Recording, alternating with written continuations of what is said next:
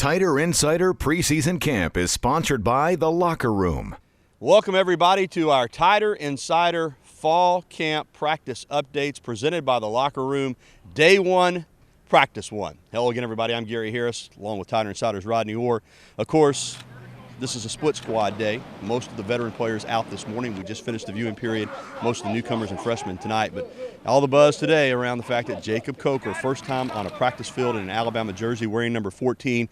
Again, Rodney, it's awfully early. They were in shorts, but he certainly passes the eyeball test. What an arm. That's the first thing I noticed. Yeah, he's a big physical guy. When you look at him, Gary, I mean, he certainly has all those measurables, legitimate 6'4 plus, 235 pounds. So when you look at him, he looks like an NFL quarterback. I mean, just physically. And then when you watch him throw, certainly you can understand why everyone was so excited about him, his ability to, throw all the routes, throw all the passes, make all the throws, and he has a very strong arm. And again, also, Blake Sims, really looked good throwing the football in the limited time that we got an opportunity today. And he has looks like an improved on his mechanics as well as throwing the ball really well.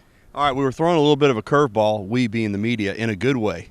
Looked out there with the DBs, and there's Eddie Jackson. We didn't think he'd be participating at all right now. He's already out there on day 1. Yeah, biggest surprise was seeing number 4 out there participating. Gary running, going up, trying to defend passes, coming down on the knee. Everything looked really good. I mean, it didn't look like he had any issues. I mean, standing there watching him, I said, wow, that's Eddie Jackson, number 4, and everyone was really surprised. So, obviously a very, very good sign. Final thing we're going to cover in this particular update, defensive line is a concern. Last year maybe didn't play to the level that we're accustomed to at Alabama.